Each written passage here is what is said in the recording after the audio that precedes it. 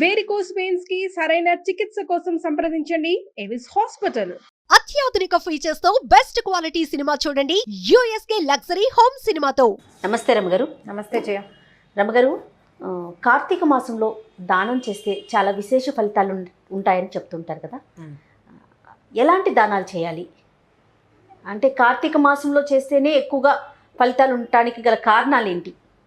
కార్తీకము శరత్కాలంలో వస్తుంది. ఈ కాలంలో చలిగా ఉంటుంది, చల్లగా ఉంటుంది కదా. కప్పుకునేందుకు దుప్పట్లు దానం చేస్తే సంతోషించరు అవతల వాళ్ళు. అందుకని విశేషమైన ఫలితం ఇస్తుంది. ఎంత చక్కగా చెప్పారండి. అంతే. మనకి ఇప్పుడు కార్తీకం మనం పరమ పవిత్రమైన మాసంగా భావిస్తాం. అవునవును. ఈ కార్తీక మాసంలో నువ్వులు దానం చేస్తే విశేషమైన ఫలితం. ఎందుకంటే కార్తీకంలో ఒంటికి కావాల్సిన వేడినిచ్చేవి నువ్వులు. అందుకని నువ్వుల దానం చాలా మంచిది. ఉసిరికాయలు దానం చేస్తారు. కార్తీకంలో ఉసిరి చెట్టులో విష్ణువు యొక్క సన్నిధానం ఉంటుందని చెప్తారు. ఉసిరి చెట్టుని కృష్ణుడిగా విష్ణువుగా భావించి వివాహం కూడా చేస్తారు. ధాత్రి తులసి కళ్యాణం, తులసి చెట్టుకిను ఉసిరి చెట్టుకి పెళ్లి చేస్తాం. ఉసిరి చెట్టు కిందే భోజనాలు చేస్తాం. మన భోజనాలు ఆ చెట్టుకి ఈ రోజుల్లో దాంట్లో జీవం హెచ్చుగా ఉంటుంది, లైఫ్ ఎక్కువ ఉంటుంది. ఎక్కువ సి విటమిన్ ఉండేటువంటి ఉసిరికాయల్ని దానం చేస్తే కూడా చాలా మంచి ఫలితం లభిస్తుంది. ఇప్పుడు పురాణం ప్రకారం అయితే బ్రాహ్మడికి దానం చేయండి, బ్రాహ్మడికి దానం చేయండి అదే చెప్తారు. బ్రాహ్మడికే దానం చేయాలా అని అడిగితే నేను అక్కర్లేదని చెప్తా. పురాణంలో చెప్పబడింది. పురాణం కృతయుగం నాడో త్రేతాయుగం నాడో లేకపోతే ద్వాపర యుగం నాడో చెప్పబడ్డాయి, లేదా తొలి కాలంలో చెప్పబడింది. అప్పట్లో బ్రాహ్మణులు ఏం చేసేవాళ్ళు? ఇప్పుడు మనం చెప్పుకునేటట్టుగా పంతుళ్ళు మీరు రిజర్వేషన్ లేని వ్యవహారాలు అవన్నీ ఆ కాలం నాటివి కాదు. అప్పుడు బ్రాహ్మడు దేశానికి ఉపయోగపడే పని చేసేవాడు. అప్పట్లో దేశానికి ఉపయోగపడే క్రియ ఏంటంటే యజ్ఞయాగాదులు. యజ్ఞం యాగం చేయటం వల్ల ఏమవుతుంది? వర్షాలు విరివిగా పడేవి. దానివల్ల సస్య సంపద ధాన్య సంపద పెరిగేది. రాజులకి సహాయకారిగా ఉండేవాళ్ళు బ్రాహ్మణులు.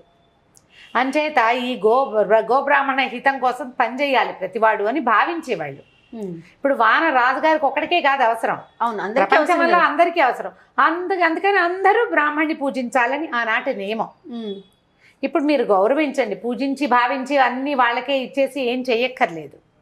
ఎవరికైనా దానం చేసుకోవచ్చు. ఇప్పుడు ఈ ఉసిరికాయలు దానం చేయడం, ఇప్పుడు మన ఇంట్లో ఒక పూజ చేసుకున్నాం, మోయనివ్వండి, ఎవరికైనా స్వయం పాకం ఇవ్వండి అంటారు.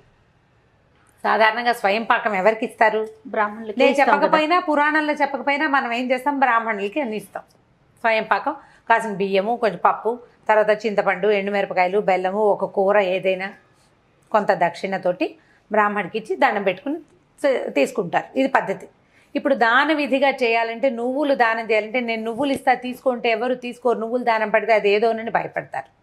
అందుకని నువ్వులతోటి ఏదైనా పిండి వంటలు చేసి, ఎలాగా మన నువ్వులు చిక్కీలు, నువ్వుల ఉండలు చేయటం, చిమ్మిరి చేయటం, లేకపోతే జీళ్ళు బెల్లం జీళ్ళు ఉంటాయి, చుట్టూతా నువ్వులు ఉంటాయి కదా, అట్లా వాటిని మనం ఆ నలుగురికి పంచిపెట్టినట్టు కూడా నువ్వులు దానం చేసిన ఫలితమే లభిస్తుంది మనకి.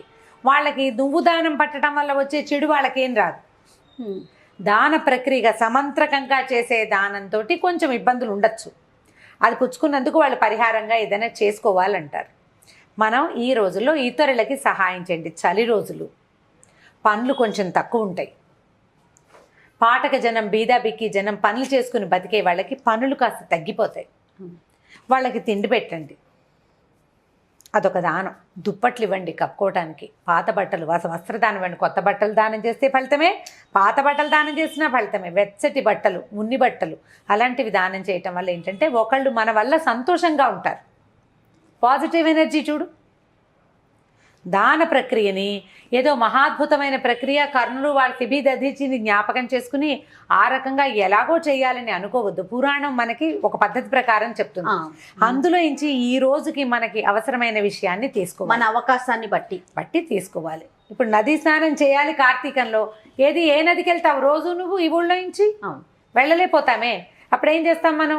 గంగను దలుచుకుంటూ గంగే చేమినే చేవ గోదావరి సరస్వతి నర్మదే సింధు కావేరి జలేస్మిన్ సన్నిధిం కురు అని ఈ నీటి యందు ఈ మొత్తం నదీ జలాలన్నీ ఉన్నట్టుగా భావించి హరగంగే అని గంగానదిని తలుచుకుని స్నానం చేస్తే సూక్ష్మంలో మోక్షం, ఆ నీళ్లలో గంగానది ప్రవేశం ఉంటుంది. నీళ్ల యందు ఈ రోజుల్లో గంగ యొక్క శక్తి ఉంటుంది.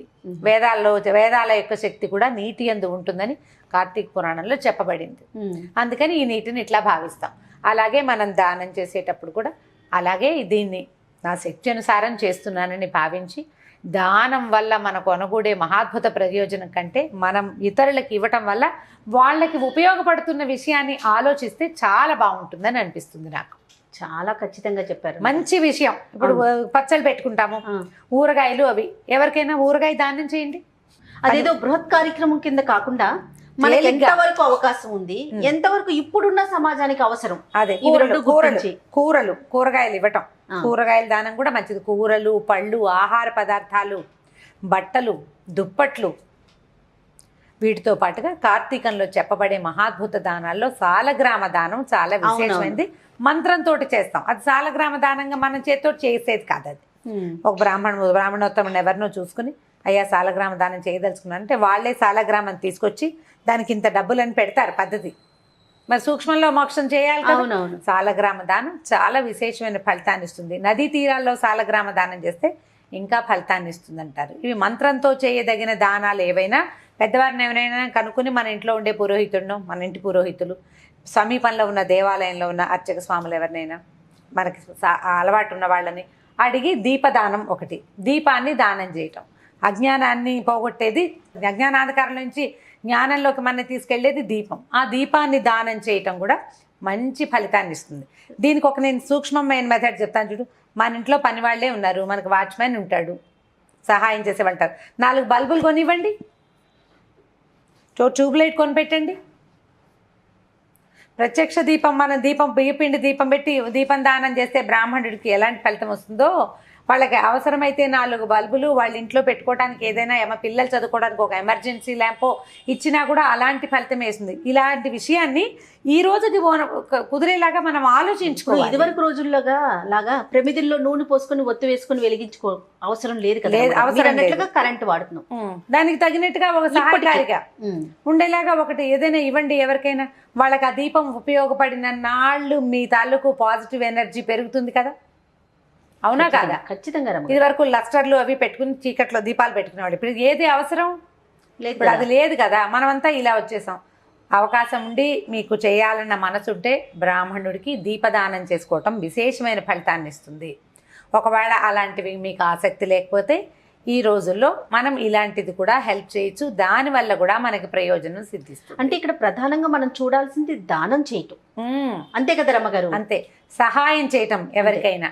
దానివల్ల మనకి ఎంత రావాలో ప్రయోజనం అది దానంతట అదే వచ్చేస్తుంది. నాకెందుకో దానం అనే పదం కన్నా సహాయం అంటున్నారు చూసారా, అది కొంచెం మనకి కనెక్ట్ అవుతున్నట్లు అనిపిస్తుంది. అవును, దాన ప్రక్రియ పురాణంలో చెప్పారు. అవును, దాన్ని సహాయ ప్రక్రియగా చేయండి మీరు. ఇప్పుడు దానం అంటే ఏమిటి చేయ, మనం ఒకళ్ళకి ఇస్తాం, తిరిగి తీసుకో. సహాయం కూడా అలాంటిది. అవును, ఇప్పుడు నేను నీకు ఇది చేశాను, నువ్వు నాకు ఇది చెయ్యి అని అడిగితే దాన్ని సహాయం అనరు కదా. అలాంటిది చేయండి. రెండిటికి ఒకటే అర్థం రమ్మగారు. కానీ మాట్లాడుకునేటప్పుడు ఇప్పుడున్న దానికి మనకి సహాయం అనగానే కొంచెం మంచి పదం లాగా అనిపిస్తోంది.